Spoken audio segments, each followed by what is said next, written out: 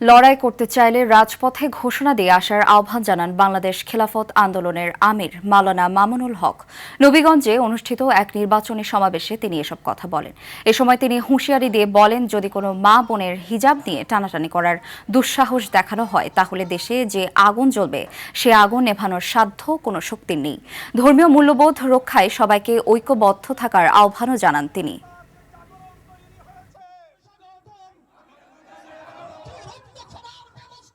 পরিষ্কার হুঁশিয়ার বাণী উচ্চারণ করে দিতে চাই, রাজপথে লড়াই করতে চাও ঘোষণা দিয়ে আসো। আবু সাঈদদের মতো আমরা লড়াই করতে প্রস্তুত থাকবো।